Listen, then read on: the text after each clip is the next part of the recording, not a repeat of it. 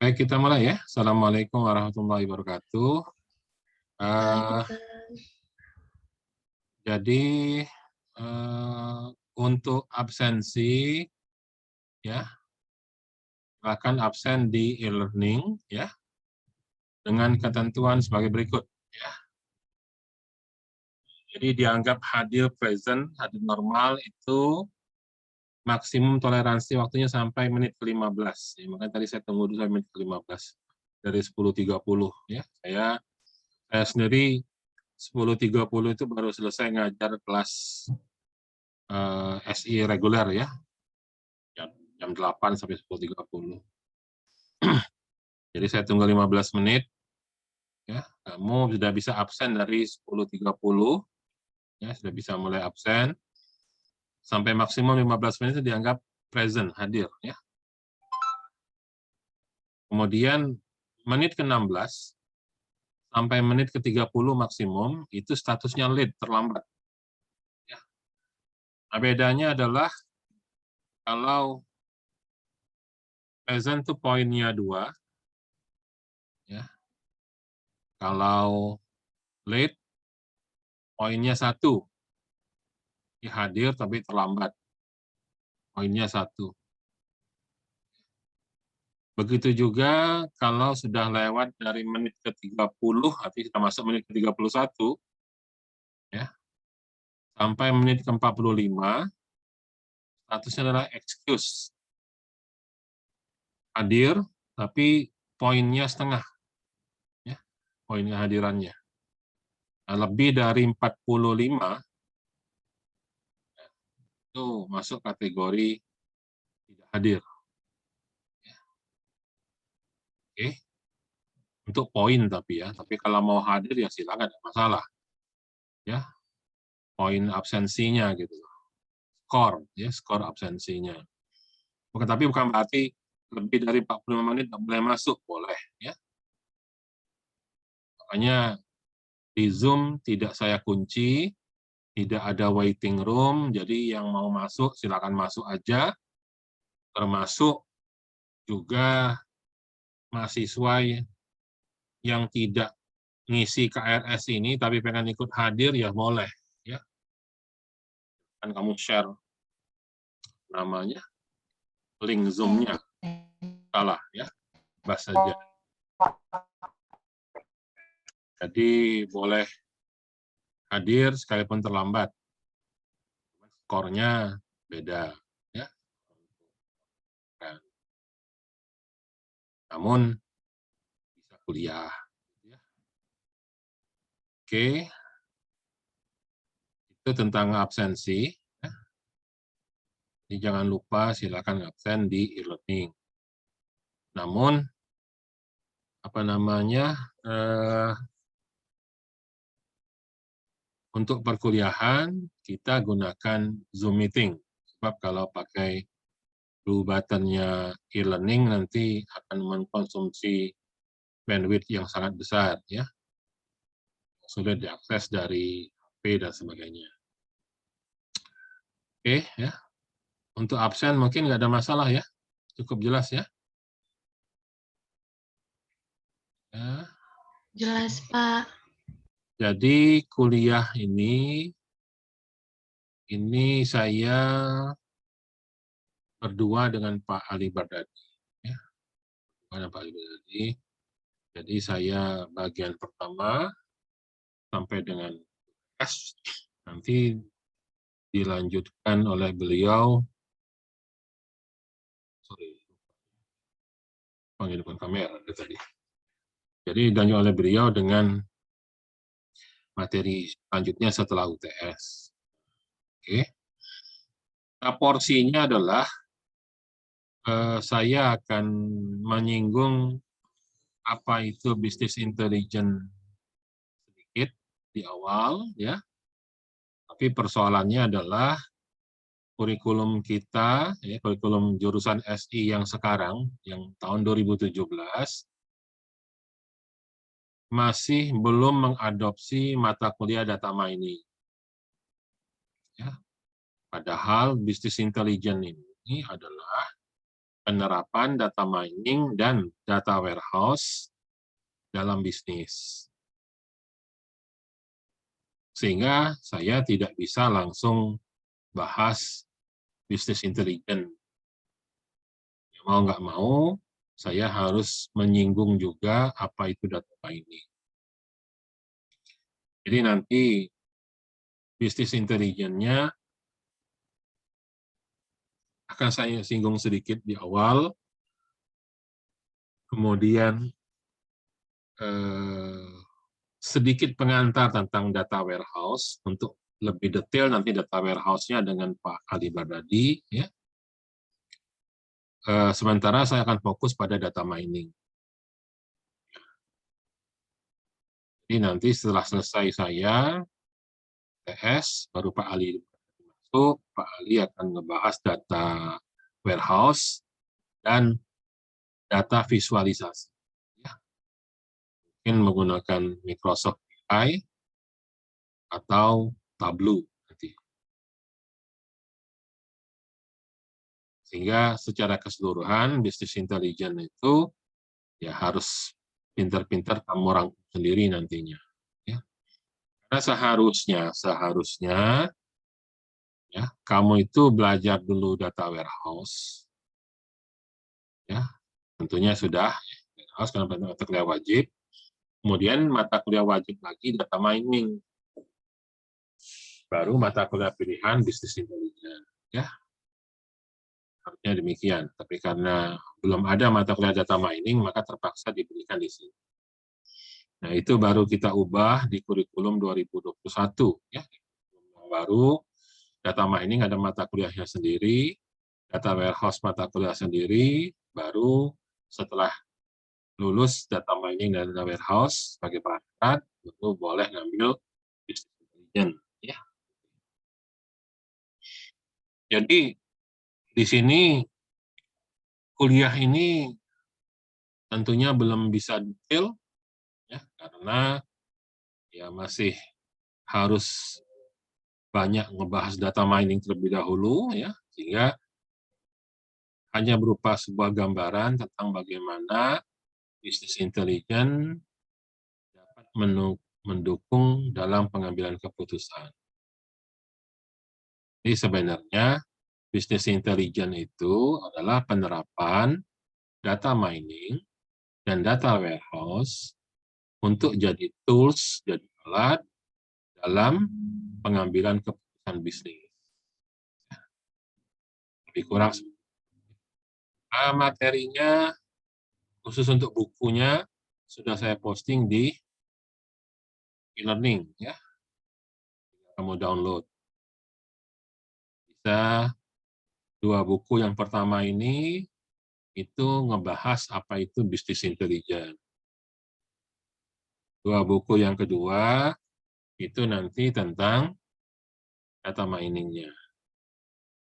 Akan di-download, akan dipelajari. Buku yang pertama dan buku yang kedua, seperti saya katakan tadi, menjelaskan tentang konsep-konsep dari bisnis intelijen itu. Buku yang ketiga, ini bukunya bersifat hands-on. Ya. Hands-on itu artinya petunjuk praktis menggunakan RapidMiner dan R sebetulnya, ya, R. Tapi di sini kita tidak akan bahas R, kita hanya bahas RapidMiner-nya saja sebagai tools untuk melakukan data mining. Sementara buku yang keempat, ya, ini buku Han, Camber, dan Pei. Istilahnya ini adalah buku kitab sucinya data mining. Ya, buku selalu jadi pedoman, ya, jadi rujukan orang-orang ketika mempelajari data mining. Jadi kalau mau baca teorinya, baca buku Han, Camber. Ini akan nanti dipelajari. Oke, selanjutnya untuk bagian nilai dari saya, ya, nilai dari saya. Jadi nanti akan ada nilai dari saya, akan ada nilai dari Pak Ali Bardadi tentunya. Jadi, Pak Ali punya penilaian khusus untuk penilaian dari saya, ya,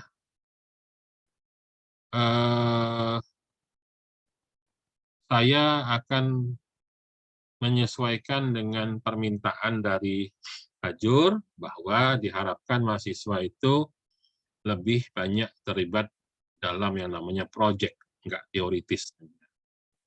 Jadi diharapkan bisa learning by doing. Nah, untuk itu nanti saya akan menugaskan kalian untuk penilaian ya, dari saya, itu adalah dengan cara menulis paper. Ya, nulis paper.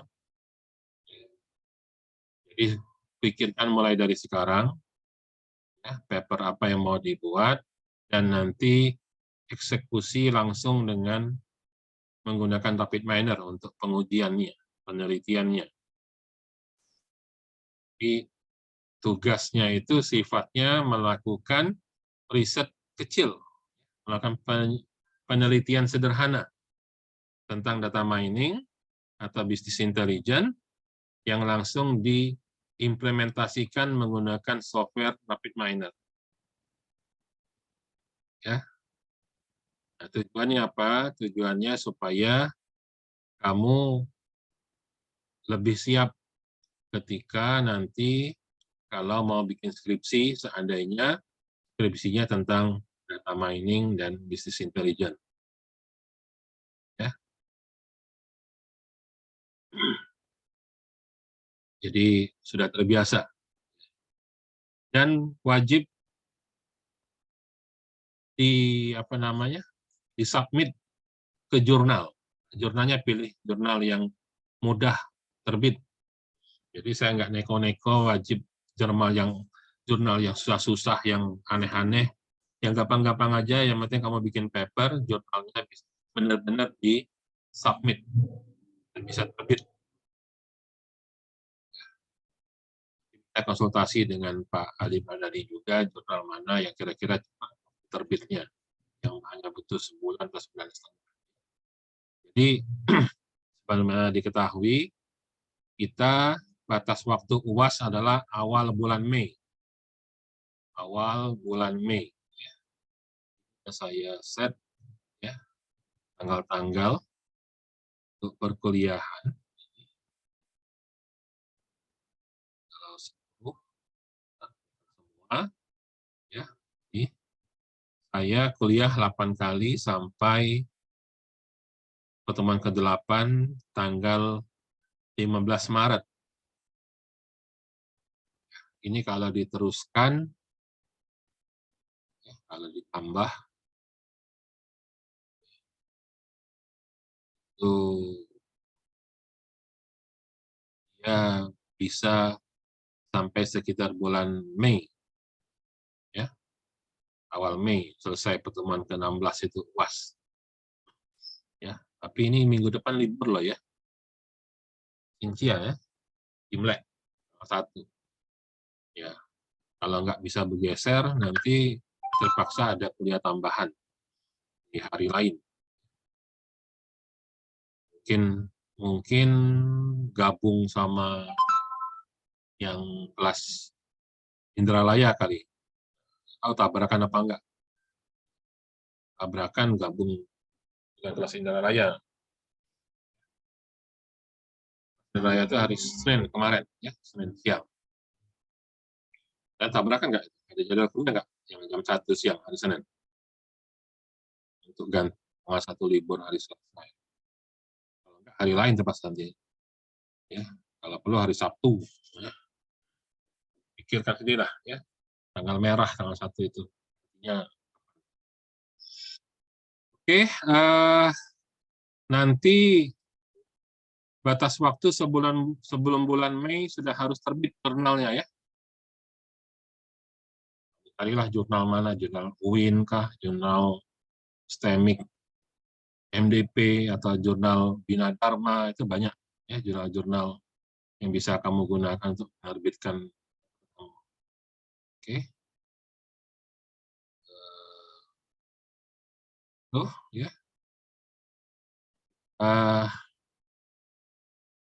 Masuk ke materi kita. Sampai di sini yang mau ditanyakan dulu?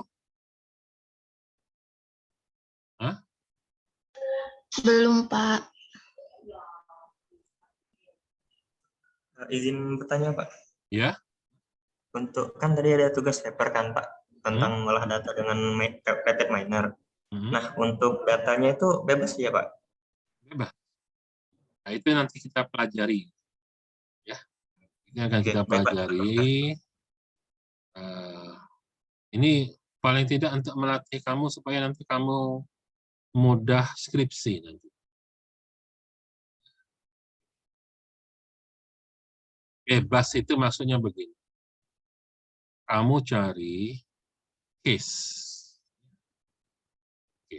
Nah, makanya ini nanti kita coba lihat dulu apa sih business intelligence itu. Ya.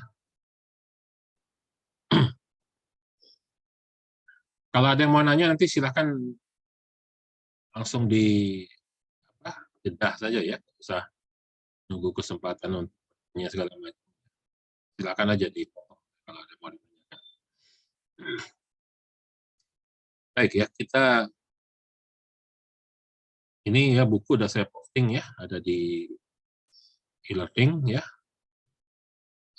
Ini teori business intelligence, tapi dari sudut pandang basis data ya, karena ini buku Microsoft SQL ya. Ya, jadi Brian Larson ini lebih technical. Dia akan banyak ngebahas basis data dan tentunya nanti data warehouse, tentunya ada pasti. Ya. Jadi kalau mau dalami data warehouse nanti bisa lihat di sini. Oke ya, itu ada, sudah saya posting, sudah saya upload, tinggal kamu download, baca. Buku yang kedua, buku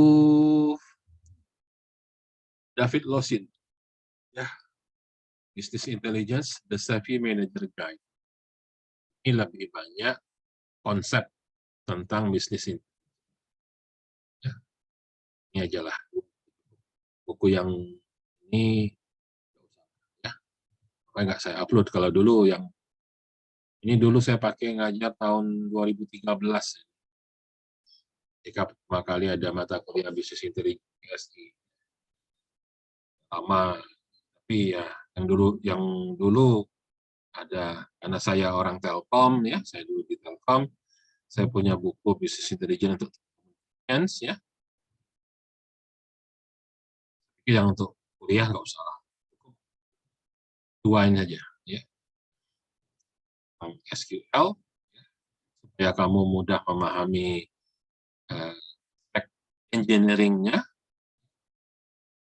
Mungkin kamu sudah paham basis data, ya kamu sudah satu, basis data dua, kemudian sudah belajar data warehouse. Sekarang bagaimana penerapan bisnis intelijen dari sudut pandang basis data. Itu dibahas di buku ini. Ya, silakan di. Nah, yang kedua tadi saya bilang konsep implementasi dari business intelligence itu sendiri, secara konsep ada di buku David Lawson. Ini akan kita bahas di pertemuan. Nanti selanjutnya technical data mining itu ada di buku Michael Notes ya. Michael Notes. Oke. Ya. Jadi business intelligence sebenarnya adalah penerapan ilmu data warehouse yang mana datanya, jadi data warehouse itu tempat nyimpan datanya, tempat nyimpan data dalam size besar. Jadi kalau dulu kamu belajar database, ya, baik basis data 1 maupun basis data 2, bedanya apa sih di basis data 1 sama 2 kamu kuliahnya? Hah? Apa bedanya? Basis data 1 belajar apa? Basis data 2 belajar apa? Masih ingat nggak? Semester berapa itu? Semester 2, semester 3? Izin menjawab, Pak. Hah? Kalau seingat Iqbal, di basis data 1 itu masih baru kayak pendahuluan, Pak. Jadi masih belajar query-query yang biasa kayak CRUD ya itu, Pak. Nah, sedangkan di basis data 2, kalau nggak salah, itu tuh belajar tentang pengolahan data, Pak, pakai sintaks yang ada di SQL. Ya, perlu merecap apa yang kamu sudah pelajari. Data itu konseptual, mana disebut dengan row, kolom, apa itu tuple, apa itu macam lah ya. Kemudian ada DDL, Data Definition Language, ada apa namanya? DML ya, Data Manipulation Language. Teori yang kamu bilang. Kalau normalisasi basis data, normalisasi tabel ada di basis data berapa itu? Normalisasi. Normalisasi 1, 2, 3. Yang mecah-mecah tabel supaya tidak ada redundansi dan segala macam itu. Ingat-ingat lagi ya, tentang normalisasi tabel. Itu belajarnya bagaimana? Oke, jadi setelah kamu basis data 1, basis data 2, sambungannya apa sih? Ada belajar apa lagi? Langsung data warehouse ya?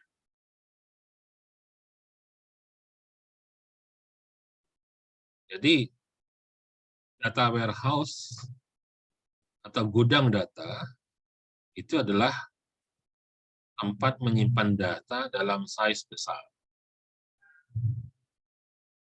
Tapi istilah data warehouse itu sekarang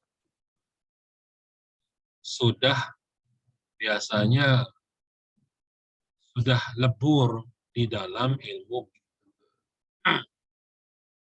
Kenapa? Karena kalau kita bicara data warehouse, maka kita hanya bicara data dalam size besar dalam pengertian volume datanya yang besar. Namun kalau ngomong big data, tidak hanya bicara tentang volume yang besar, tapi juga sudah bicara tentang keragaman. Jadi V-nya itu sudah bukan volume saja, tapi volume,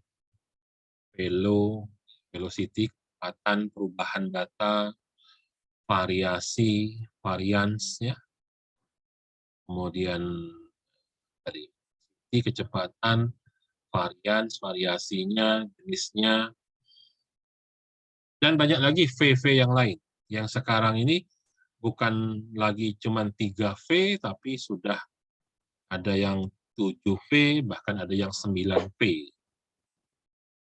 Nah, jadi rasanya kamu nggak ada mata kuliah Big Data, ya.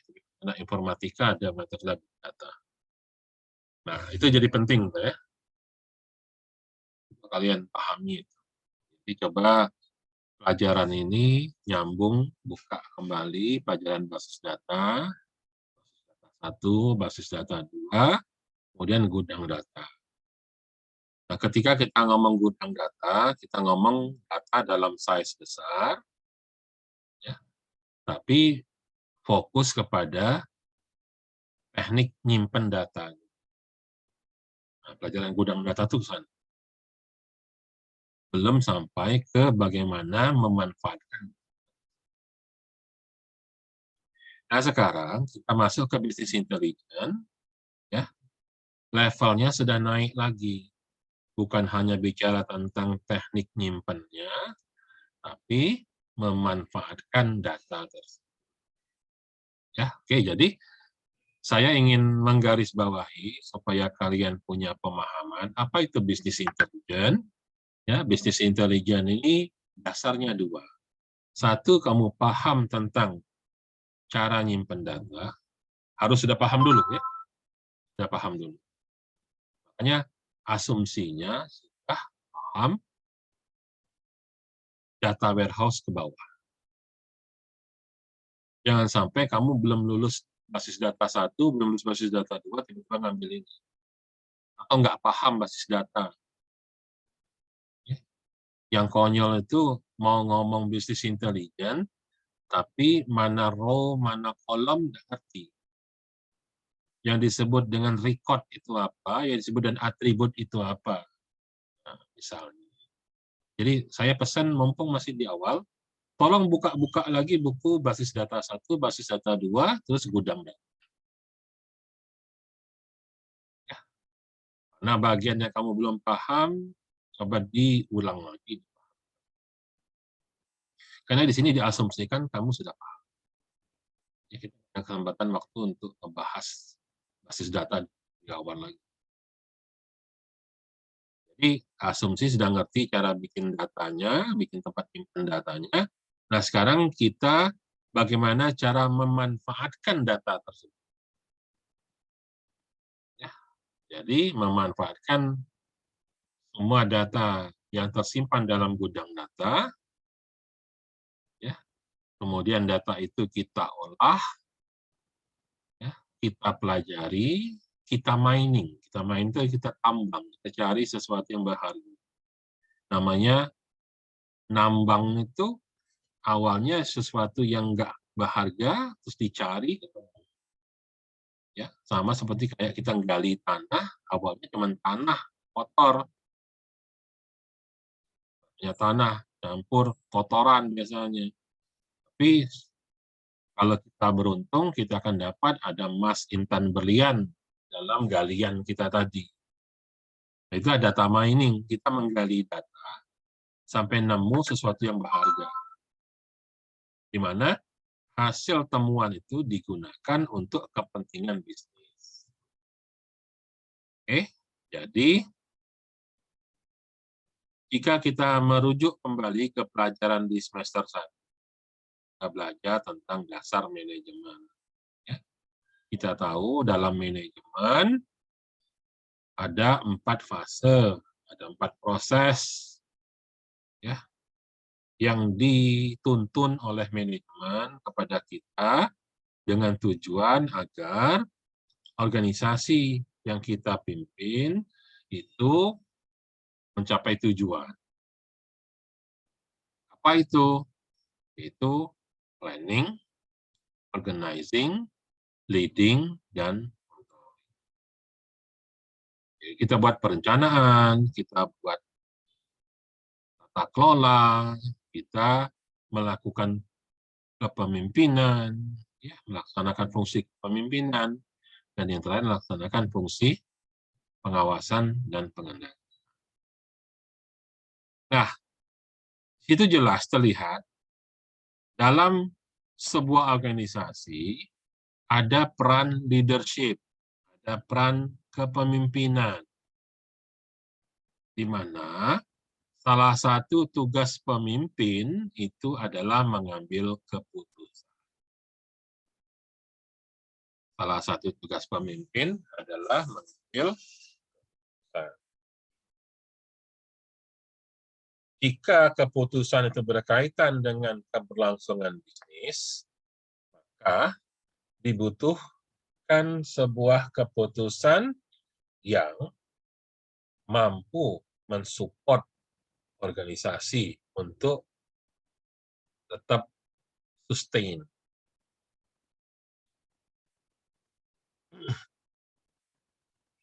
Nah, di sini terlihat bahwa seorang pemimpin di sebuah organisasi, ketika dia mengambil keputusan, dia harus mengambil keputusan yang efektif.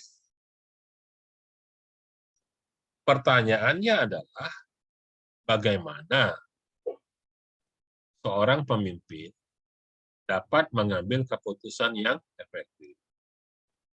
Untuk itu dia butuh didukung oleh data. Sehingga pengambilan keputusannya bukan by feeling, bukan by intuisi, tapi by data.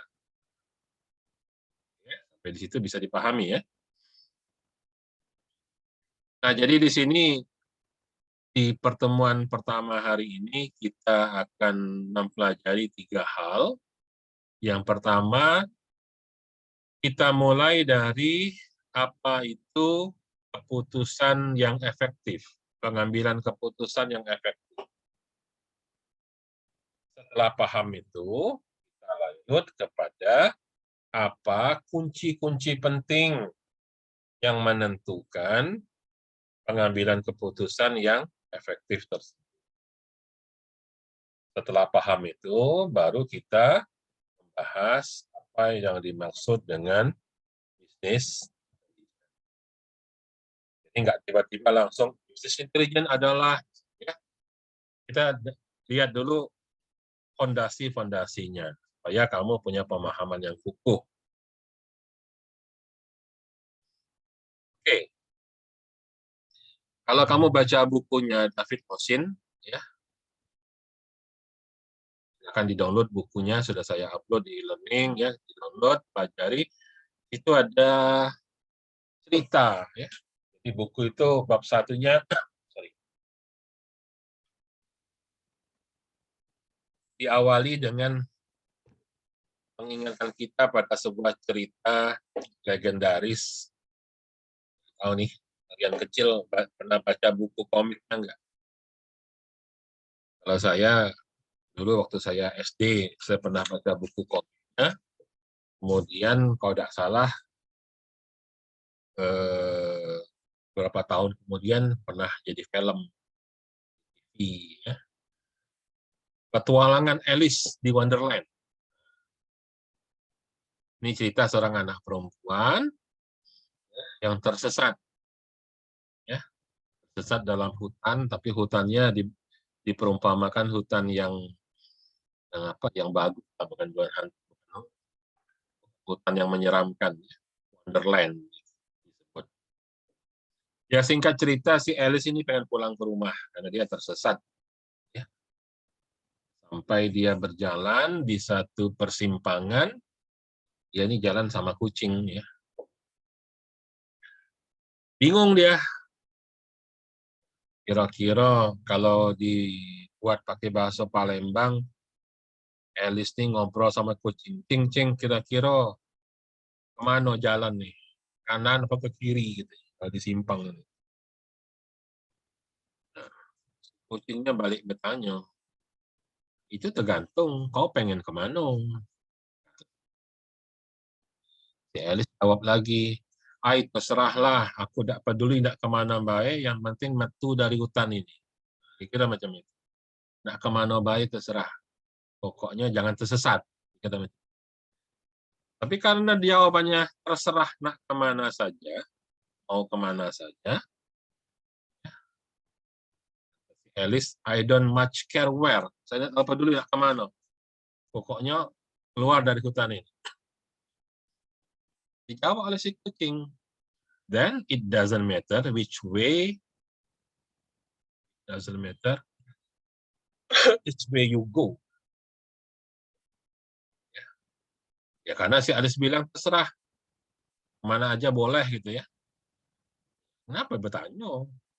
It doesn't matter. Masalah, mau pilihnya kemana jalan. Jadi di sini terlihat bahwa ketika kita berada di persimpangan, kita ada di persimpangan, kayak si Alice tadi. Pertanyaan, harus pilih yang mana? Ke kanan, apa ke kiri, apa lurus?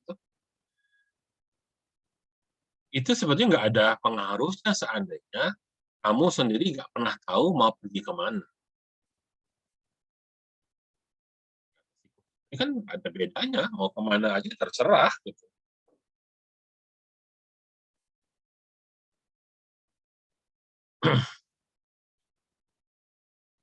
Jadi pengambilan keputusan,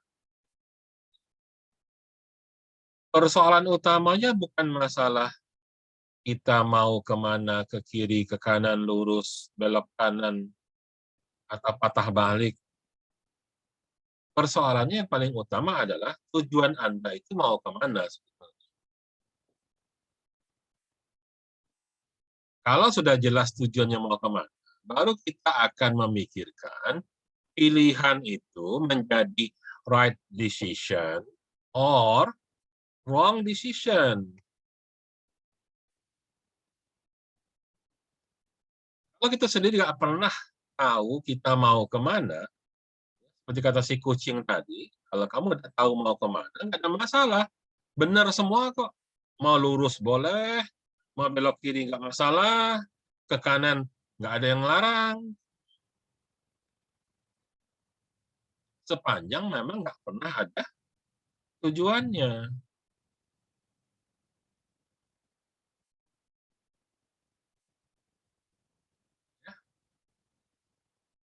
Coba sekarang pikirkan. Mata kuliah ini mata kuliah pilihan. Artinya kamu memilih kan? Nggak ada yang mewajibkan kamu suruh wajib ambil ini kan? Boleh nggak saya tanya? Apa tujuan kamu memilih mata kuliah ini? Kenapa sih milih mata kuliah saya? Kenapa nggak milih mata kuliah Ken misalnya, tulis manajemen, atau Pak Ali Ibrahim, RM misalnya. Kenapa?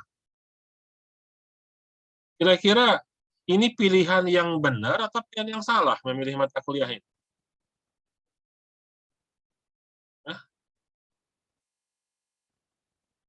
Kamu yang ada di sini nih, orang 5 yang ada di sini nih, sadar nggak memilih mata kuliah ini? Jangan-jangan ini pilihan yang salah.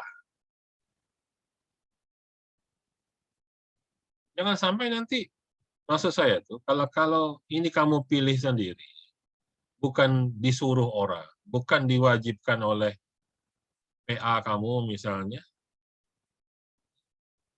ya harusnya no regret lah nantinya. Nggak ada penyesalan. Jangan sampainya kaget kapan sudah selesai, keluar nilai, aku salah niat milih mata kuliah itu. Ngapalah aku milih mata kuliah Pak Ihsan itu. Salah niat aku milihnya dulu.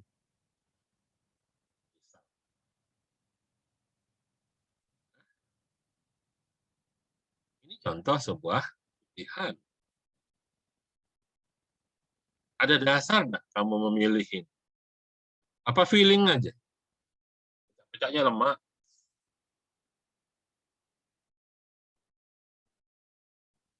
Ingat ya, mata kuliah pilihan itu sekarang nggak bisa di-drop. Kalau dulu bisa di-drop.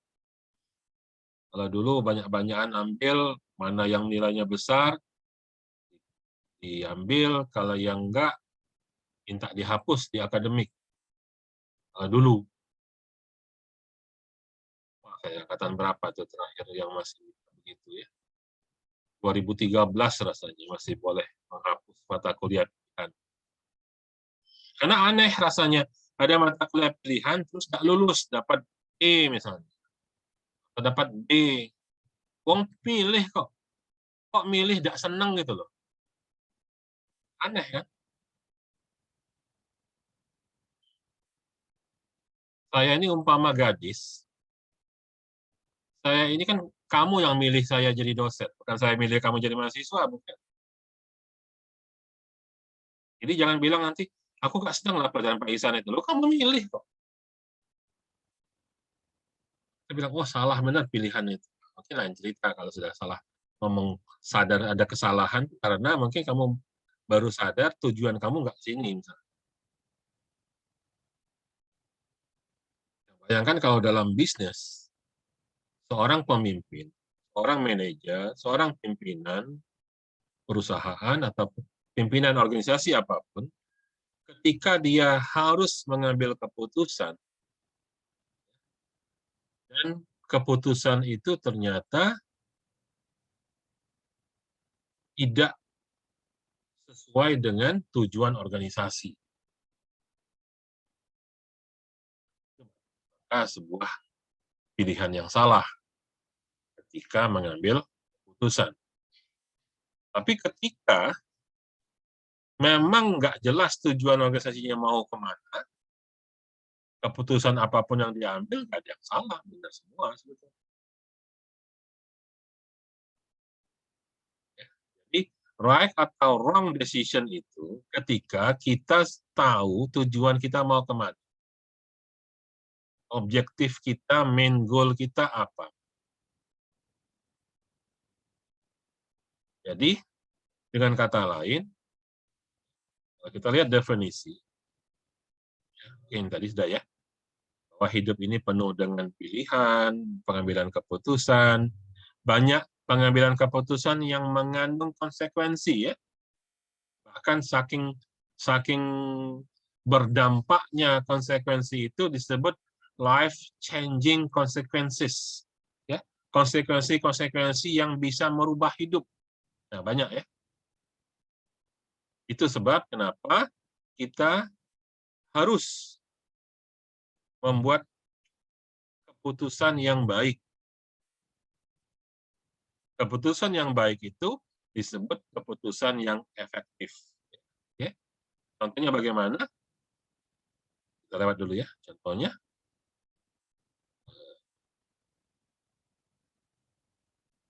Kita kembalikan kepada definisi daripada pengambilan keputusan yang efektif itu apa?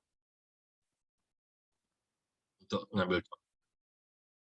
Jadi di sini dikatakan bahwa pengambilan keputusan yang efektif itu adalah ketika keputusan diambil, maka dampaknya atau hasil dari pengambilan keputusan itu membawa organisasi menjadi lebih dekat. Membawa organisasi menjadi lebih dekat. Dekat kemana? Ke arah tujuan yang telah ditetapkan. Jadi kata kuncinya adalah setelah diambil keputusan, ada impact, ada dampak, ada konsekuensi atau akibat dari pengambilan keputusan itu di mana hasilnya mendekatkan organisasi ke tujuan yang telah ditetapkan. Jadi kalau kita ngomong contoh, misalnya, ya, saya mau ke Prabu Mulih. Posisi saya sedang di Bukit Besar. Ya. Maka saya dari Bukit Besar, saya pilih jalan ke arah Demang Lebar Daun. Tapi dari Demang Lebar Daun, saya ketemu simpang lagi, saya tidak belok ke arah Parameswara atau ke arah Musi 2. Tapi dari Demang Lebar Daun, saya terus lurus ke arah Simpang Polda. Dari Simpang Polda, saya ke kilometer 5 ke kilometer 12, ya, ke Banyuasin, Betung. Dari Betung saya belok ke kiri ke arah Sekayu. Dari Sekayu saya terus sampai ke Muara Beliti, Muara Rupit, sampai ke Lubuk Linggau. Dari Lubuk Linggau saya ke Lahat. Dari Lahat, Muara Enim. Muara Enim ke Prabu Mulih. Sampai nggak saya di tujuan? Sampai.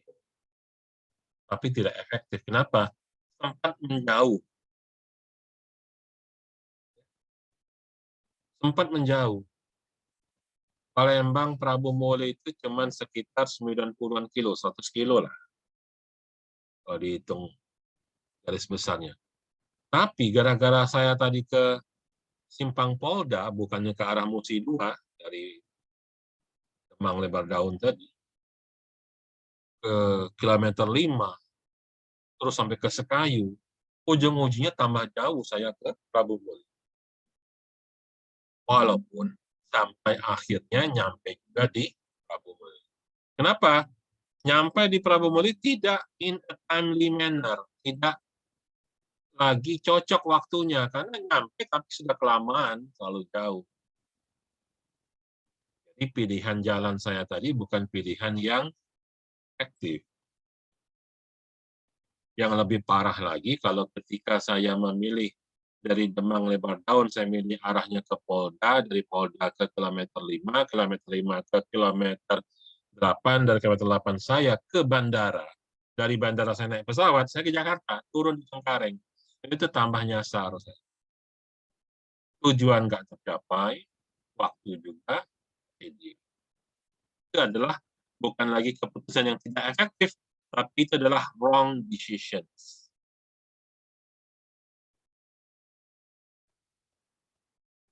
Sampai sini bisa dipahami apa yang dimaksud dengan effective decisions dalam sebuah aplikasi. Ya. Nah, jadi dari definisi tentang keputusan yang efektif, itu bermakna menggerakkan organisasi mendekat ke arah tujuan dalam waktu yang ditentukan. Dari situ, maka kita bisa menyadari bahwa pengambilan keputusan itu adalah sesuatu yang krusial. Jadi kalau kita kembali lagi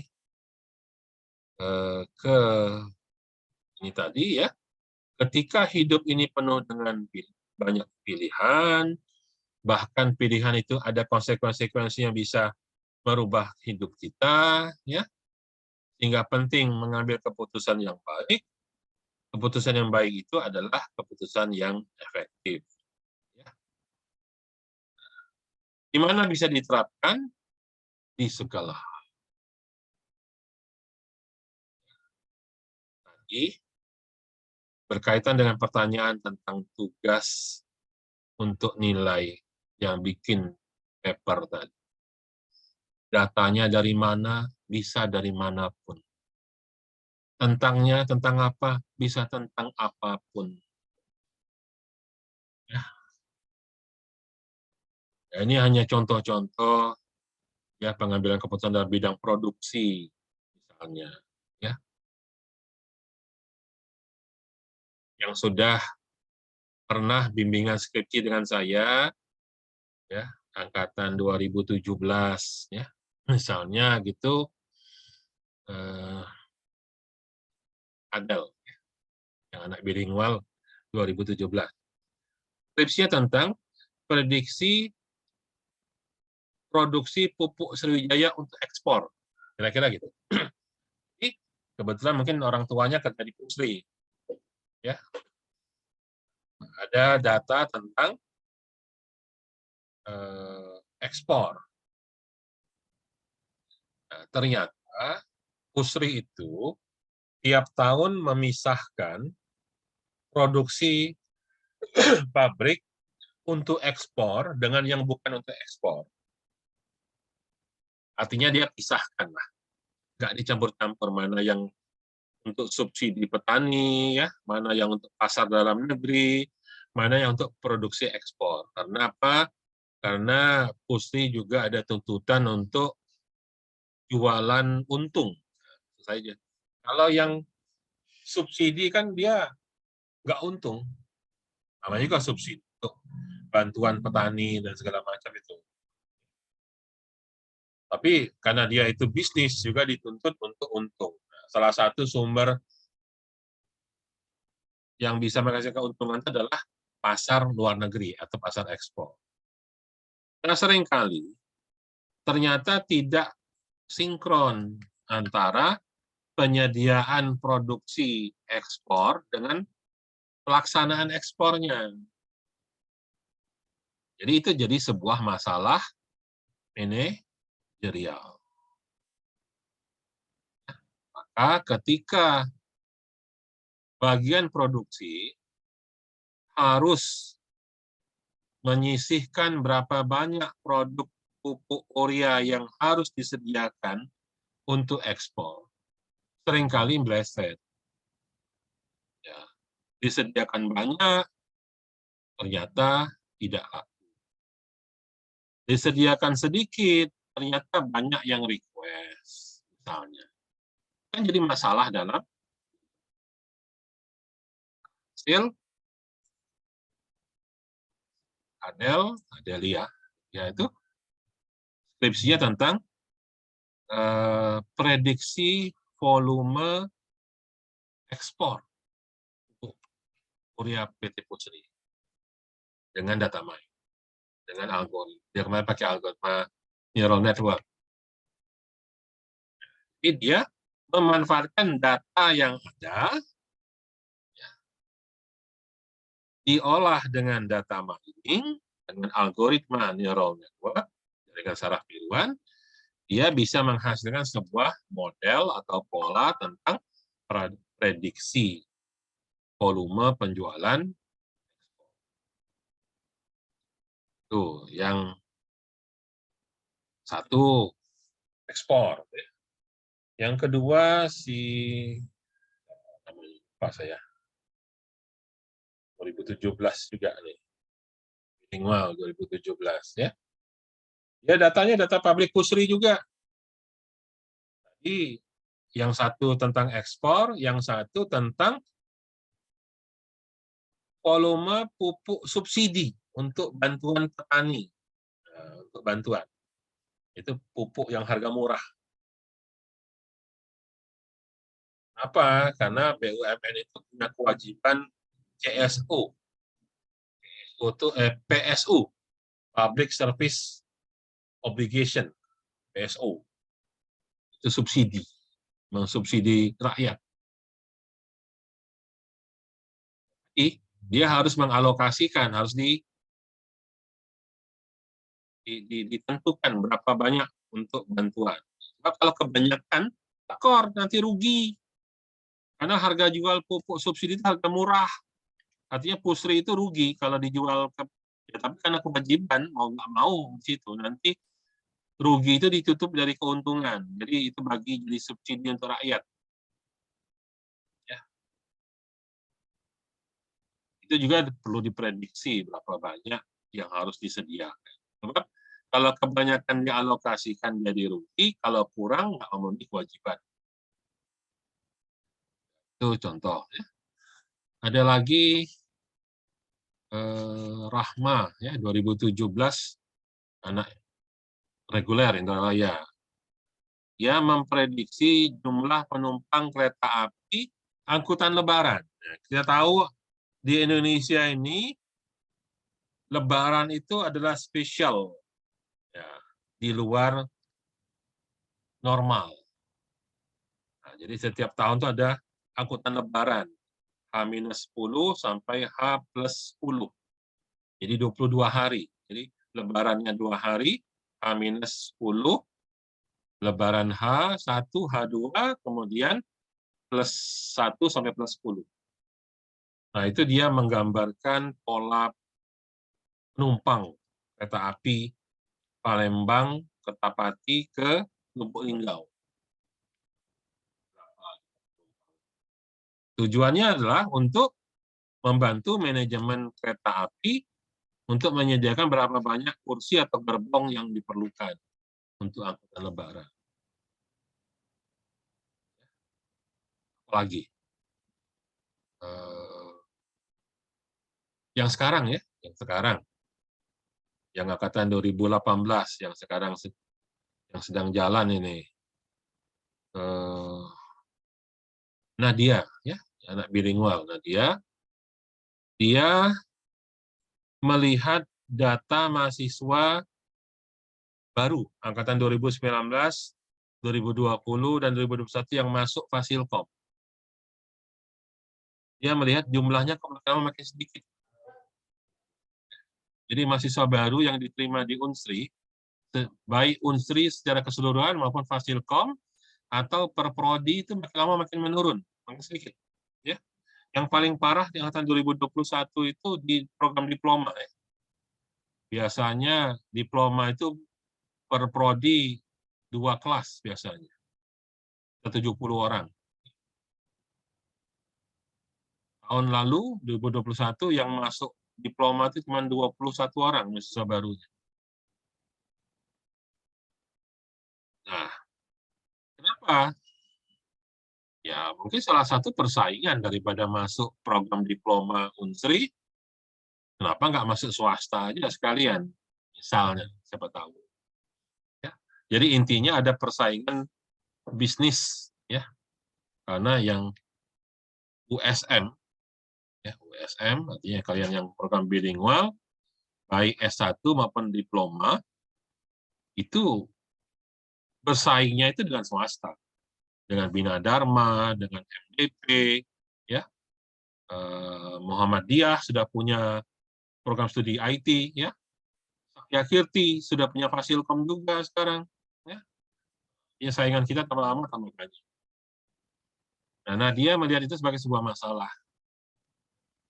Nah, maka dia ingin melakukan promosi ke sekolah-sekolah.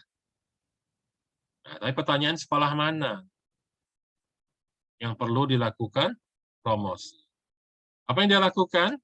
Dia mengambil data penerimaan mahasiswa baru, ya, dari 3 tahun terakhir, diambil datanya, terus dia melakukan clustering sekolah-sekolah tersebut. Dilakukan clustering. Dia mengelompokkan berdasarkan karakteristik yang sama dari sekolah-sekolah itu. Jadi kelihatan sekolah-sekolah mana yang muridnya kira-kira banyak masuk ke Fasilkom. Kira-kira gitu. Maka dia akan dapat nanti sekolah-sekolah tersebut, nah ini sekolah banyak masuk kedokteran. Nah, berarti itu bukan target marketnya Fasilkom. Nah, sekolah ini banyak masuk murid alumninya, murid SMA tersebut banyak masuk ke teknik. Ya, berarti bukan targetnya orang Fasilkom. Kira-kira begitu.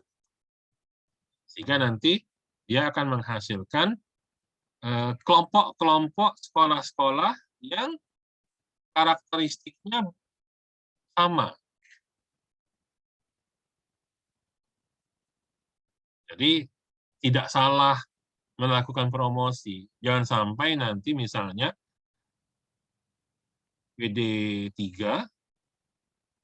makanya kebetulan kemarin pengujinya Nadia itu Pak Fatoni langsung kebetulan. Pak Fatoni senang banget, ya. Ada mahasiswa bikin skripsi tentang yang begituan. Dia akan terbantu ketika melakukan promosi tentang Fasilkom Unsri. Sebab jangan sampai mengambil keputusan, bikin promosi, datang ke sekolah ini. Ternyata sekolah yang didatangi, muridnya itu nggak minat masuk ke Fasilkom misalnya. Percuma. Oke, itu contoh bagaimana pengambilan keputusan. Ada lagi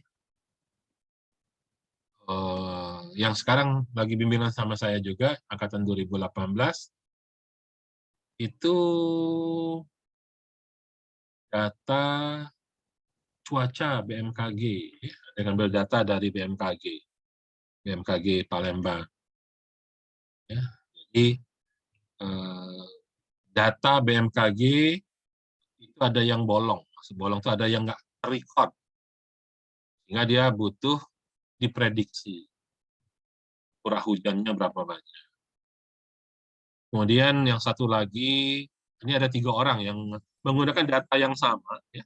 Jadi ngambil data dari BMKG, yang satu memprediksi curah hujan, yang satu lagi melakukan klasterisasi pola cuaca, ya, klasterisasi pola cuaca, ya, karena kita tahu cuaca ini kalau Indonesia ini karena di khatulistiwa prinsipnya cuma punya 2 musim, musim hujan dan musim panas. Tapi seperti apa karakteristiknya coba di clustering. Dan yang terakhir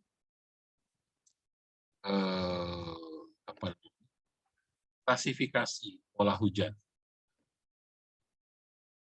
Untuk membantu pemerintah.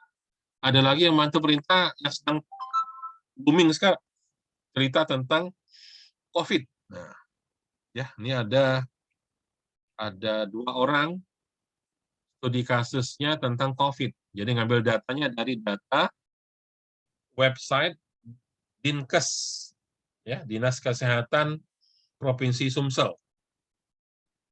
Itu ada datanya yang diposting oleh pemerintah provinsi tentang sebaran COVID untuk seluruh kabupaten dan kota di Sumsel.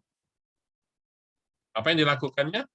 Dia mengklasterisasi pola COVID di setiap kota madya dan kabupaten, sehingga nanti akan terkelompok berdasarkan mana kota kabupaten yang perlu dapat perhatian khusus, artinya di sana kasus COVID-nya tinggi, mana yang mungkin agak kurang, yang satu lagi kurang misalnya.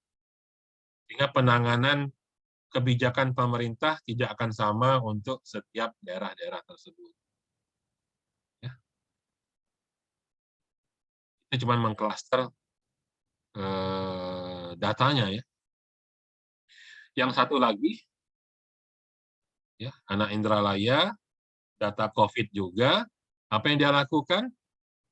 Data COVID itu dia coba lihat korelasinya dengan data apa namanya nih?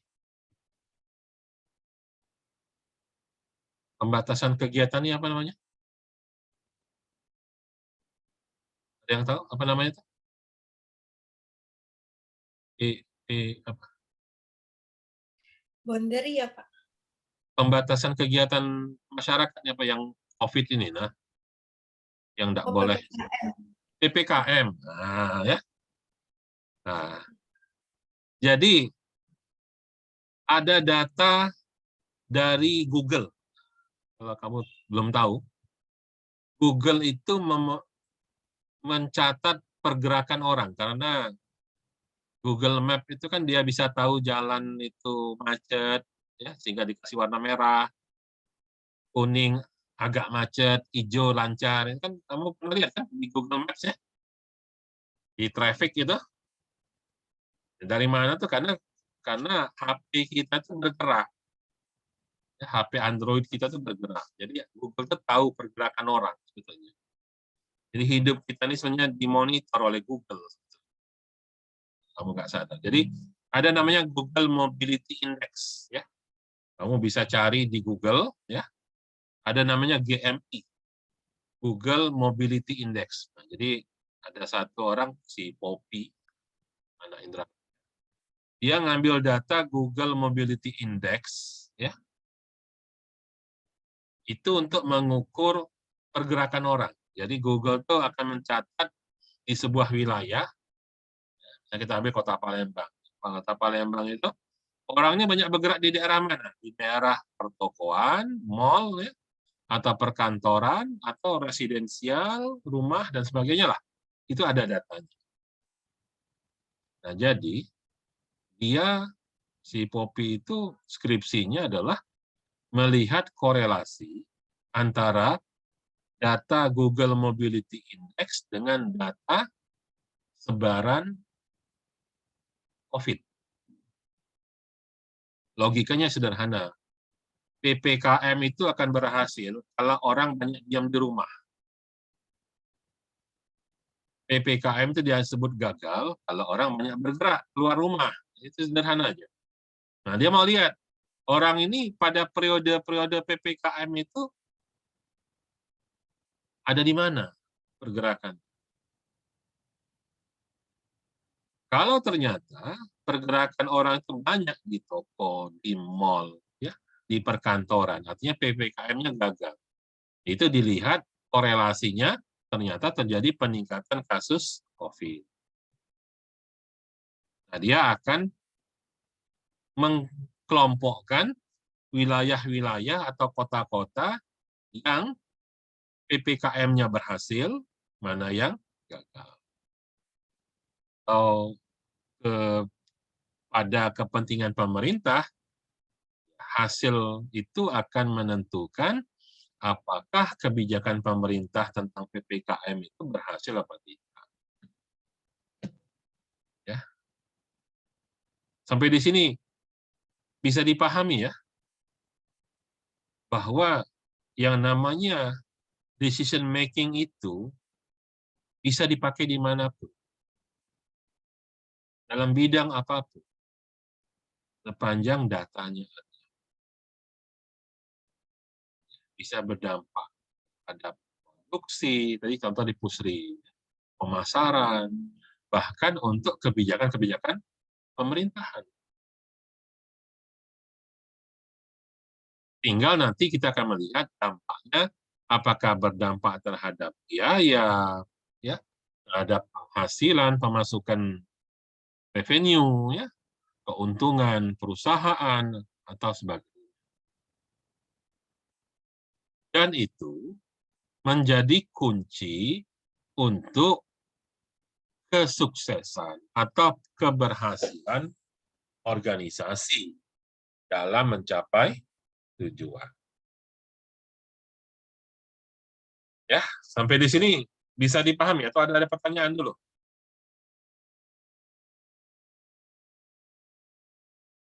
Ada pertanyaan dulu nggak tentang sepanjang ini apa yang sudah kita pelajari? Bahwa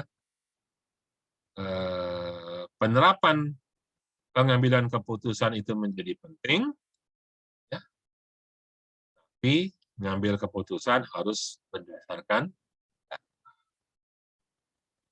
ini contoh kasus Pusri. Pusri mau produksi untuk ekspor berapa banyak? Sumbernya itu dihitung dari data. Pemerintah mau buat kebijakan tentang penanganan COVID, bukan by feeling, tapi pakai data. Ya. PT KAI menentukan jumlah gerbong atau jumlah kursi yang akan diberangkatkan pada sebuah rangkaian kereta api misalnya. Jangan sampai nanti kebanyakan kosong. Dikurangi gerbongnya, ternyata penumpangnya beludak sampai berdiri-berdiri atau nggak terangkut misalnya. Ya.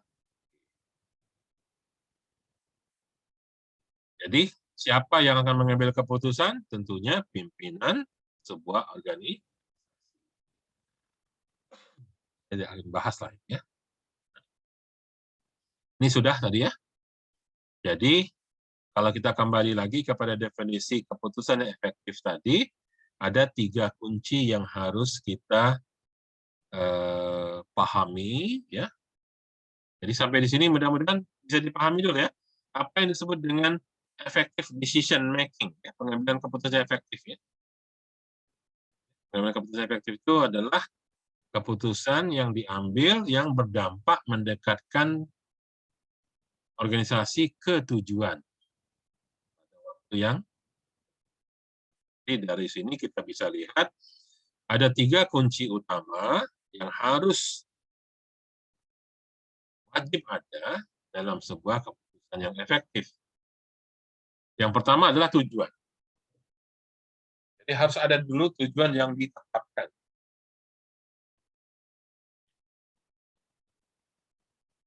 Sebab kalau nggak ada tujuan, kita nggak tahu ini keputusan benar apa salah. Ini mendekat apa tidak. Kita nggak tahu tujuannya mau kemana. Pertama menjauh, wallahu a'lam. Ya. Yang kedua, setelah kita punya tujuan, karena kita harus tahu ini mendekat atau menjauh dari tujuan, maka yang kedua harus ada, yaitu alat ukurnya atau cara untuk mengukur dampak dari sebuah keputusan. Dengan cara lain, ya, atau dengan kata lain, kita harus punya cara untuk mengukur atau menghasilkan data. Datanya menunjukkan tambah dekat atau tambah jauh dari tujuan. Yang ketiga adalah waktu. Waktu sini maksudnya adalah ketika kita punya data, data yang kita olah jadi informasi, informasi itu akan digunakan sebagai dasar atau sebagai umpan balik dari pengambilan keputusan. Namun harus waktu yang tepat. Waktu yang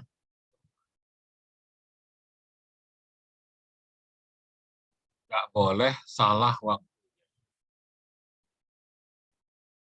Ya. Jadi sekali lagi, jika kita sempurnakan definisi dari effective decision, ya, maka kita harus mengambil keputusan yang dilandasi atau didasarkan oleh informasi.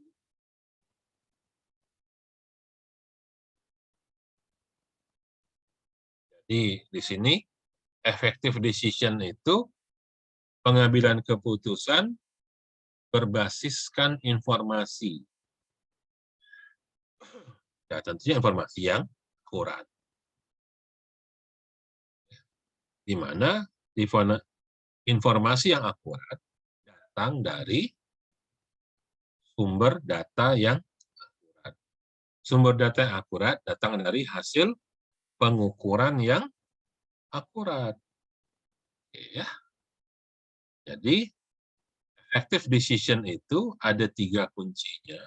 Pertama, ada specific goal. Goal-nya harus spesifik. Nggak boleh tujuan-tujuan yang sifatnya umum, harus jelas.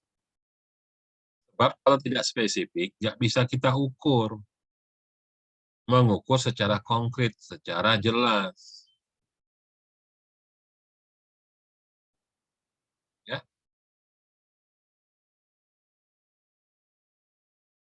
Jadi tidak boleh dalam membuat tujuan itu tujuannya yang sifat general-general aja, yang umum-umum. Harus spesifik. Sebab kalau nggak spesifik, nggak bisa diukur secara jelas. Ya. Dan yang ketiga, informasi yang dihasilkan dari pengukuran ini harus menjadi dasar, ya, foundation, atau menjadi umpan balik, di mana ini disampaikan pada waktu yang tepat. Disampaikan pada waktu. Kalau sudah terlambat, nggak ada.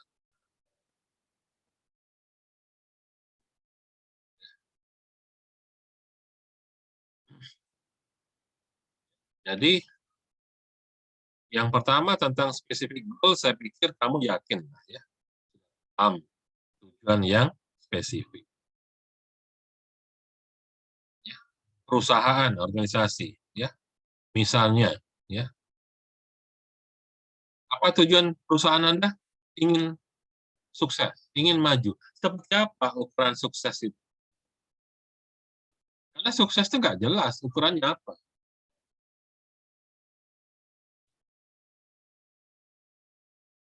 Harus jelas, harus spesifik. Karena ada orang, misalnya, ya,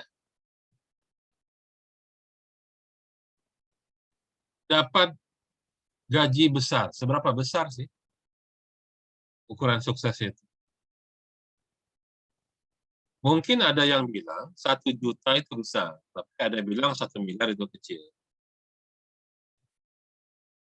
Jadi kalau saya punya target, saya mau dapat uang 1 juta, terus saya dapat 1 juta, maka saya berhasil. Saya mau dapat duit 1 miliar, tapi saya dapat 900 juta, kurang 100 juta, itu gagal. Ya bayangin, dapat 900 juta, masa gagal? Karena targetnya 1 miliar. Jadi makanya kalau bikin tujuan harus spesifik, supaya bisa diukur. Ini kaitannya dengan yang kedua. Specific goal ini jelas targetnya apa. Ya, ada spesifik target, ini ada hubungan dengan yang kedua, yaitu concrete measurement.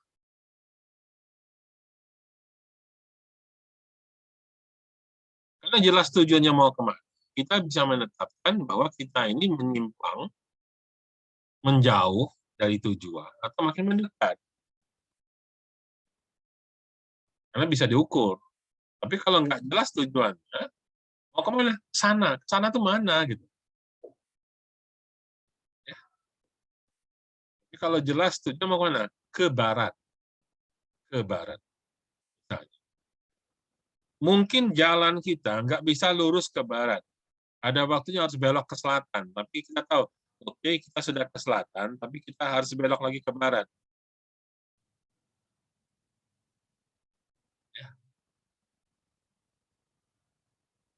Ya, saya pikir ini bisa kamu baca. Dan yang ketiga, tentang waktu menyampaikan informasi itu menjadi sesuatu yang penting. Ini dikatakan information in a timely manner. Information in a timely manner. Jadi, setelah punya tujuan, ada pengukuran, maka hasil pengukuran disampaikan pada waktu yang timely manner. Nah, di buku David Lawson, dia menceritakan tentang ilustrasi tentang ini berdasarkan kisah nyata tenggelamnya kapal Titanic. Jadi, tenggelamnya kapal Titanic itu adalah contoh dari poor decision making. Poor decision making. Di sini dikatakan poor, bukan wrong. Poor, lemah, jelek. Jadi kalau kamu baca di buku David Lawson itu, dia menceritakan ya untuk menjelaskan tentang pengambilan keputusan yang efektif ini pakai kisah tragedi Titanic. Itu dimulai dari sejak awal, ya. Kesalahan pertamanya itu adalah kapal yang baru jadi, belum pernah diuji coba, langsung dipakai menyeberangi Samudra Atlantik ya dari Inggris ke Amerika di musim dingin. Itu sudah kesalahan awalnya. Semua orang tahu bahwa di musim dingin Samudra Atlantik itu banyak gunung es. Ceritanya ini kapal besar yang baru pertama kali dioperasikan. Tentunya tidak mudah dia bermanuver meliuk-liuk menghindari gunung es yang hanyut di tengah laut. Ya, kalau kapal kecil mudah dia belok-belok. Ini sebuah kesalahan besarnya di sini. Jadi meluncurkan Titanic di musim dingin itu sudah merupakan keputusan yang poor sejak awal. Ditambah lagi dengan kisah nyatanya bahwa kenyataan ada gunung es, ya, ada iceberg. Itu sebetulnya sudah diketahui, bukan tidak tahu. Jadi sudah ada informasi yang datang dari kapal lain yang lewat di gunung es tersebut. Kapal itu sendiri sudah memberitahu ke semua kapal yang ada di sekitar jalur pelayaran, dan bahkan juga sudah diketahui oleh stasiun radio yang ada di daratan. Tapi persoalannya adalah kalau kita nonton film Titanic itu, kalau kamu nonton, ya, ketika kapal itu sudah nabrak gunung es, masih banyak orang yang nggak tahu kalau kapal itu sedang dalam proses tenggelam. Buktinya, ketika kapal sudah bocor, masih banyak orang yang menari, dansa, yang main musik, main biola masih terus, nggak ada masalah. Sehingga rata-rata, ya, rata-rata kenapa banyak yang meninggal? Ya, orang itu baru panik ketika mereka sudah naik di skoci penyelamat. Kenapa mereka tiba-tiba disuruh naik ke skoci? Bahkan naik ke skoci itu banyak yang nggak pakai pelampung. Karena memang nggak tahu, nggak sampai informasinya tentang bahwa kapal ini mau tenggelam. Kapal ini nabrak gunung es. Padahal sejarah membuktikan bahwa info tentang ini sudah ada jauh berjam-jam sebelum kejadian. Ya, jadi kapten kapal itu sebenarnya sudah diinformasikan. Tapi apa yang terjadi? Ketika ada kapal lain, nama kapalnya Amerika, The American, kapal lain yang lewat, kapal Amerika ini ya, dia berselisihan jalan dengan kapal Titanic lah, kira begitu. Nah, jadi dia melewati wilayah yang ada gunung es. Jadi dia tahu ada gunung es, tapi dia lewat.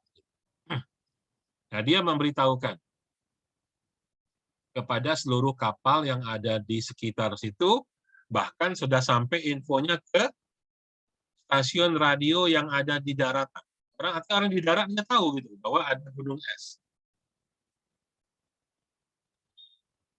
Dengan kata lain, info tentang adanya gunung es di jalur pelayaran ini juga sudah disampaikan ke.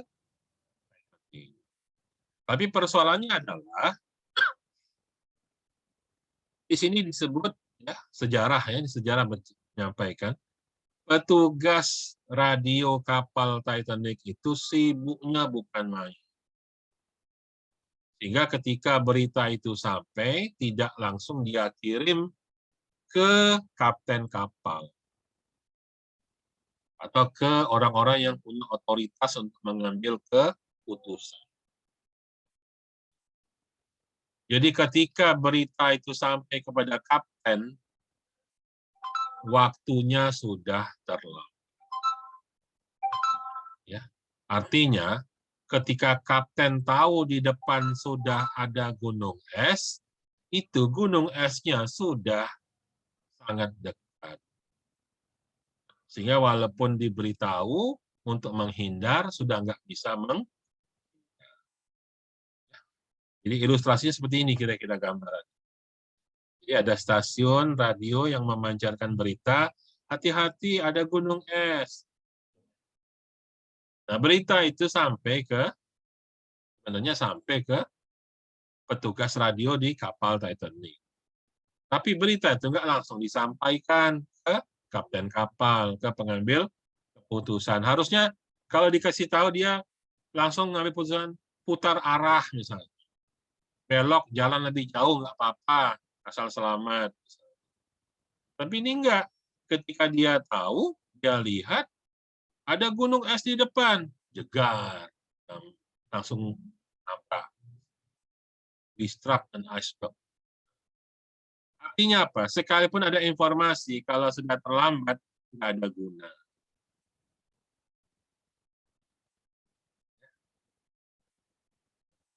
Sama dengan tukang parkir. Terus, mundur, terus, jegar, stop, dia bilang. Nah, sudah nabrak, baru ngomong stop percuma. Nah, ngomong stop itu sebelum kita nabrak harusnya. Jadi ilustrasi seperti itu. Ya, bagaimana pentingnya waktu datang informasi ya untuk pengambilan keputusan. Ini menjadi itulah 3 hal yang perlu kamu pahami ya, ketika kita bicara tentang pengambilan keputusan yang efektif. 1, ada tujuan. 2, ada cara pengukuran yang konkret. Yang ketiga, hasil pengukuran akan jadi informasi ya yang tepat waktu.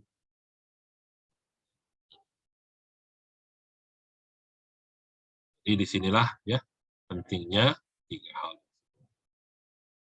Ya, kamu bisa baca detail cerita itu, ya.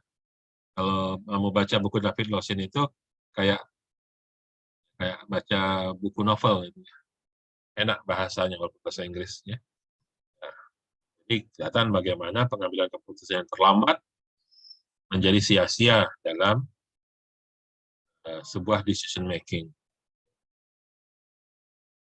Oke, saya pikir itu tentang 3 hal. Jadi kita sudah bahas yang pertama, decision making, ya, effective decision making.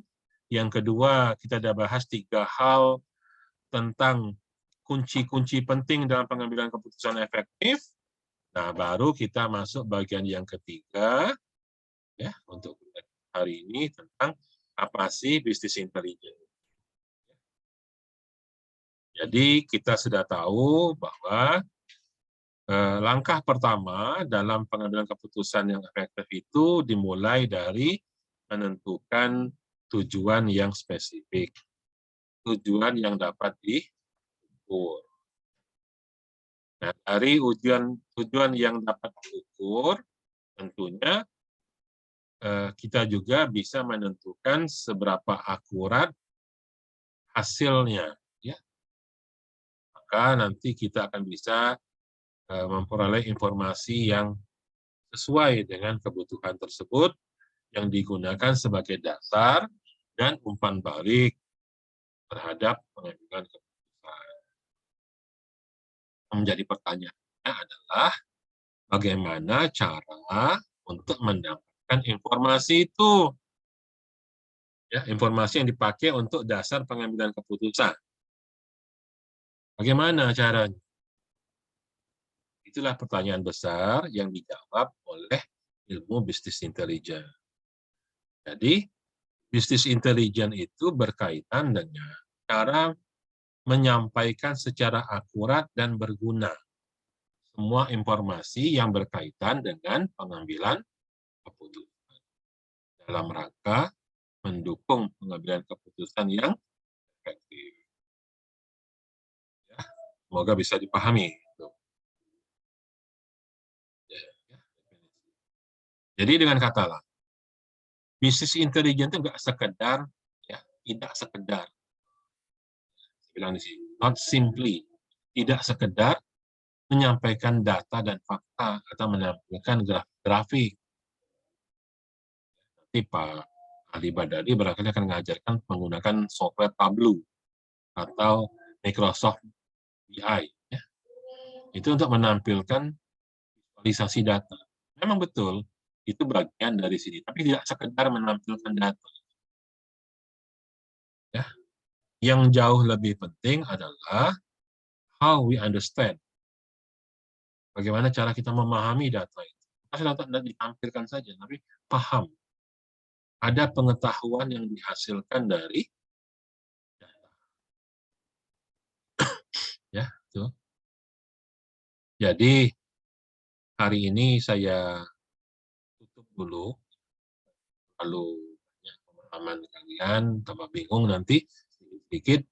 Yang penting kamu tahu dasar bisnis intelijen itu dimulai dari sebuah keinginan untuk dapat memberikan, ya, informasi yang akurat dan berguna dalam waktu yang tepat untuk mendukung pengambilan keputusan yang efektif. Itu kuncinya. Harus kalian jadikan mindset, ya, pola pikirnya. Jadi ini bisa kamu terapkan dalam bidang ilmu apapun.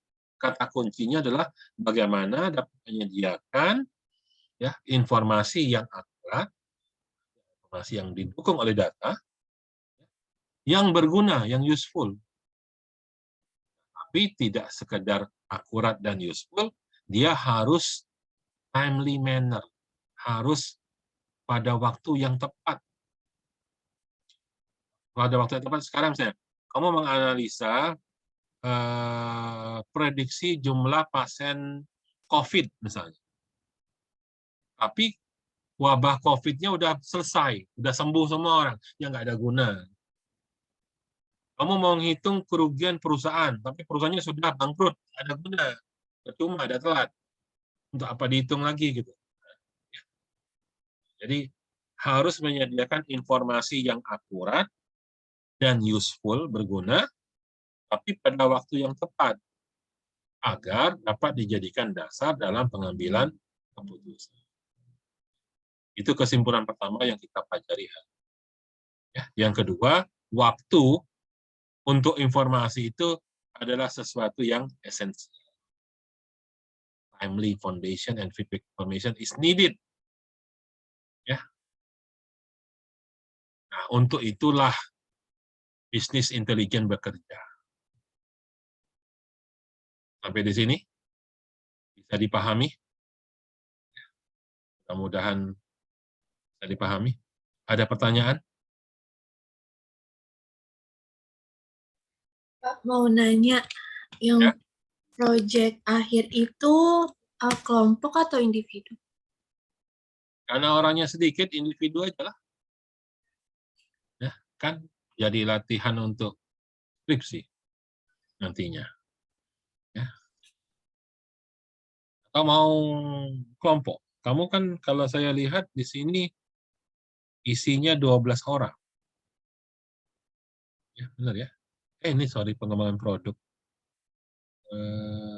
Yang kecerdasan bisnis. Isinya cuma 7 orang kok. Kelas ini. Nggak tahu Iya. sudah yang nambah lagi belum, nggak tahu. Apa masih ada yang isi KRS gitu? Lagi KPRS sih, Pak. Atau bakal nambah apa enggak gitu. Tapi kalau mau kelompok berdua lah ya. Oke, Pak. Tapi sebenarnya mending individu sih. Yang anak reguler juga individu. Individu apa enggak ya? Oh, boleh lah, nggak apa-apa lah. Ya, silakan Kelompok, Pak. berdua ya, berdua. Oke, Pak. Kalau nggak berubah, orang yang kelompok yang ketiga berarti 7, boleh 3 orang lah. Kalau dia mau sendiri juga boleh. Ya, jadi mulai sekarang coba cari-cari ide, cari-cari ide. Mau apa gitu ya? Silakan dicari-cari lah gitu. Nanti kalau perlu nanya-nanya dengan kakak tingkat yang skripsinya dengan saya. Nah, di sini kalau dasar ya di sini kan ada yang 2018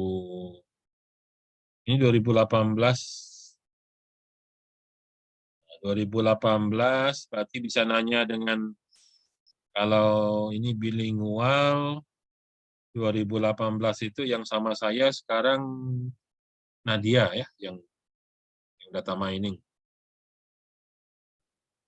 Si Lulu itu knowledge management. Nadia ya. Bisa nanya-nanya sama Nadia.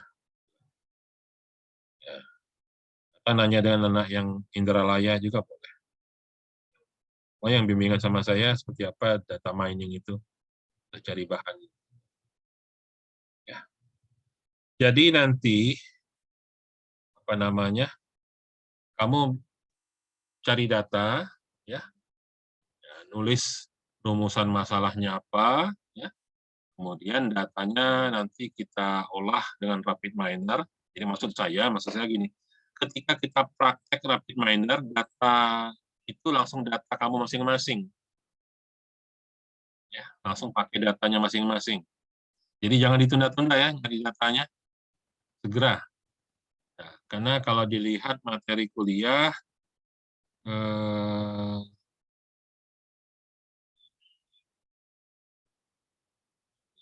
ya, itu nanti kita masuk materinya itu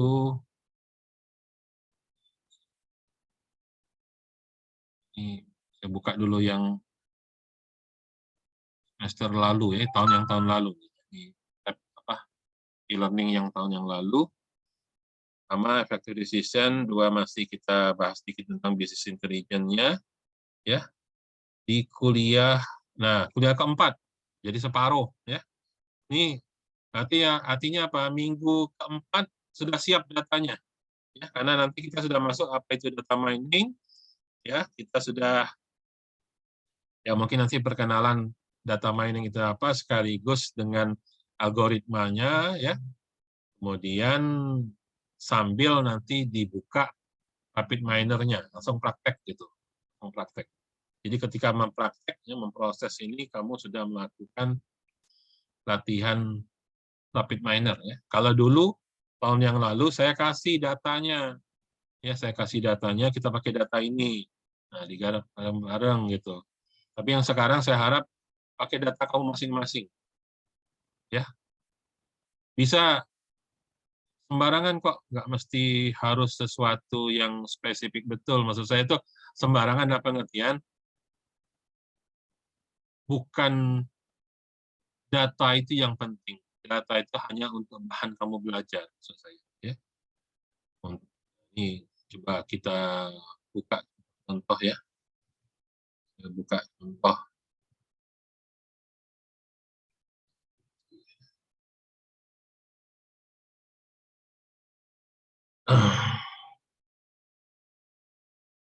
Ini punya Nadia, 2018.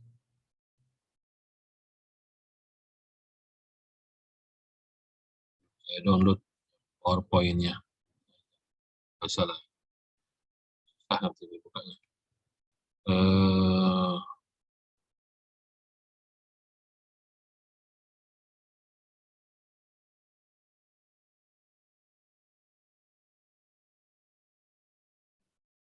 Ada PowerPoint-nya.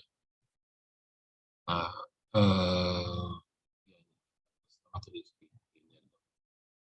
ya. Oke. Nah, jadi si Aslamat Rizky ini dia lihat di sebuah perkebunan kelapa sawit PT Wanapata Guna Sungai Deras, ya. Itu ada datanya. Ini terlalu kecil ini.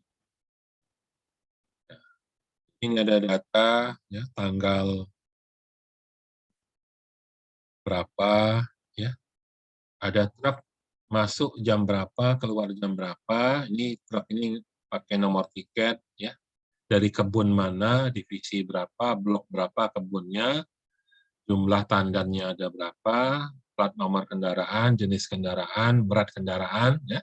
Nah, ini berat kendaraan, ini berat kendaraan plus kelapa sawitnya. Ini berat mobilnya, berat truknya. Ini berat berarti 6.850 ini adalah berat dari kelapa sawitnya. Masalahnya, dari kelapa sawit yang diangkut itu ada buah mentah, ada buah busuk, ada tandan kosong, tangkai panjang, ada air, dan sebagainya lah, ya, macam-macam itu. Koran, dan sebagainya. Intinya, tidak semua itu bisa diproses jadi kelapa sawit. Itu namanya, bahasa dia adalah potongan. Jadi, setiap kali terjadi pengangkutan buah, ada kelapa sawit yang tidak bisa diolah. Ini adalah kerugian bagi pabrik, karena itu dibayar, beli sama dia dari kebun. Ya. Jadi ada indikasi kerugian. Ya. Maka, dia ingin memprediksi berapa banyak. Oke, sampai di sini bisa dipahami, ya, masalahnya apa. Nah, tinggal mau prediksinya pakai algoritma apa, nanti biarkan teknikal setelah kita belajar data mining-nya. Mau pakai algoritma linear regression bisa, pakai neural network boleh, pakai vector machine juga boleh, itu hanya technical aspeknya.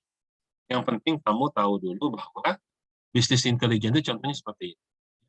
Ini ada bisnis. Bisnisnya adalah memproduksi kelapa sawit.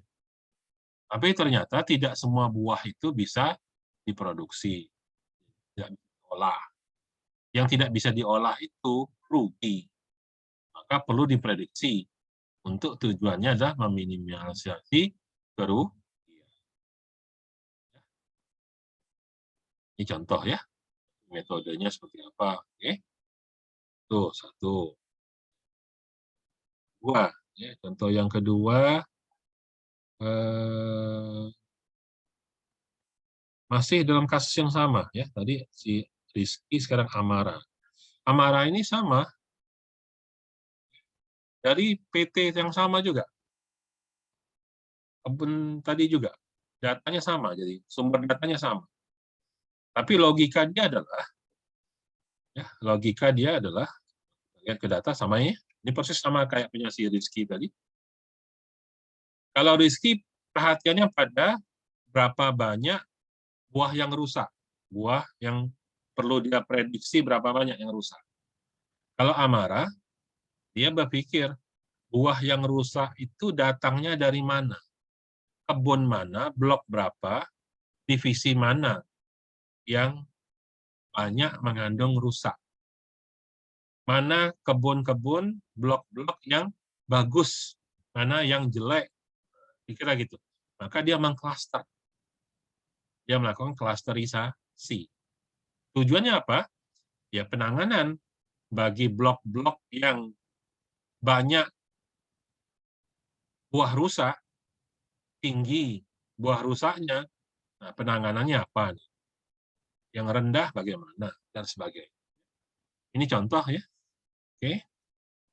Yang lain yang bisa saya jadikan contoh, sudah ada nih ya, saya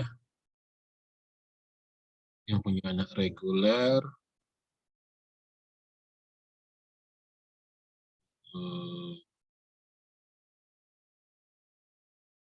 Dia coba ya. Enggak.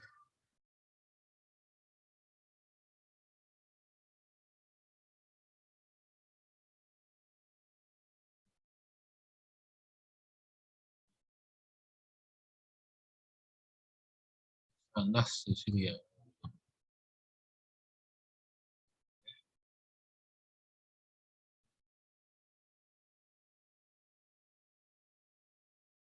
Jadi hujan, ya dia ngambil data dari data BMKG. Ini contoh, ya. Dipotong aja, nggak tampilkan semua. Inilah contoh, ada data tanggal berapa, ya, temperatur minimum berapa, temperatur rata-rata, ya, temperatur maksimum, kelembapan udara, macam-macam lah. Ini ada simbol-simbol tentang data ini ya. Ini ada data. Nah, maksudnya ada data yang 888. 888 itu data itu tidak terukur. Kosong datanya itu sebenarnya, tapi diisi 888. Artinya itu pada hari itu alatnya nggak bisa ngukur. Gitu. Artinya data ini nggak lengkap. Informasi itu nggak lengkap. Maka dia ingin memprediksi berapa yang kosong ini. Nah, ya. Jadi intinya dia mau memprediksi. Ya. Dia akan memprediksi, sorry ya, punya Tiara memprediksi. Nah, kalau si Sisil ini setelah diprediksi akan diklasifikasi masuk kategori apa. Dipakai algoritma decision. Ya. Jadi data yang sama dipakai orang 3, tapi kopinya beda-beda. Ya. Ini tentang klasifikasi. Tadi di Sahnas ini data yang sama, tapi dia melakukan clustering. Ya. Dia melakukan klasterisasi curah hujan, dikelompokkan. Asumsinya adalah cuaca itu berubah zaman sekarang. Kira pengelompokannya jadi berapa kelompok? Apakah masih tetap berubah, musim panas, musim penghujan, atau ada musim lain yang spesifik sekarang? Dan satu lagi, data yang sama, ini si Tiara. Tiara ini melakukan prediksi.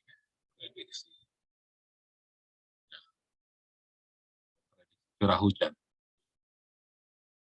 Kenapa memprediksi? Karena datanya ada yang kosong tadi. Datanya itu ada yang kosong. 888, bahkan ada yang kosong, nggak ada isi. Ini dia akan prediksi, dia akan melengkapi. Ini menyempurnakan data milik punya si BMKG Kota Palembang. Kalau sudah terisi, dilanjutkan oleh ini tadi, oleh si Sisilia tadi dengan mengklasifikasi ini masuk musim apa. Kalau si Anas mengklaster, mengelompokkan tanggal-tanggal bulan-bulan tersebut masuk kategori musim apa. Nah, itu ada. Yang lainnya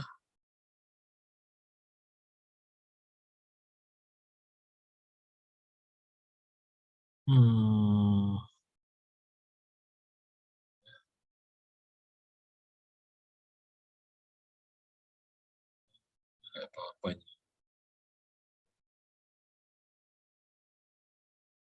Tapi lebih kurang fungsinya ini tentang memprediksi jumlah penumpang kereta api.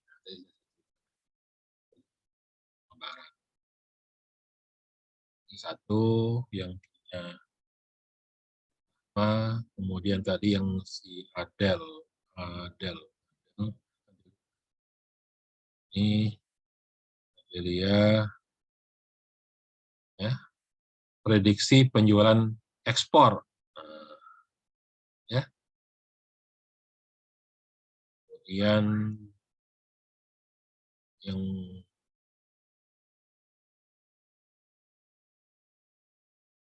Renita ya, nih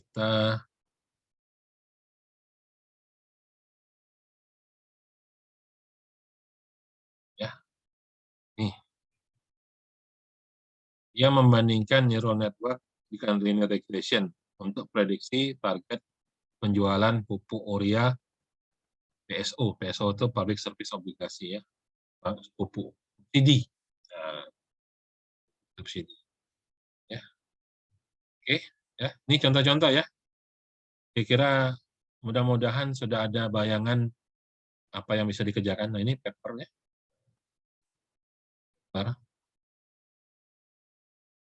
Sifu ini jurnal informasi punya UIN Palembang ya.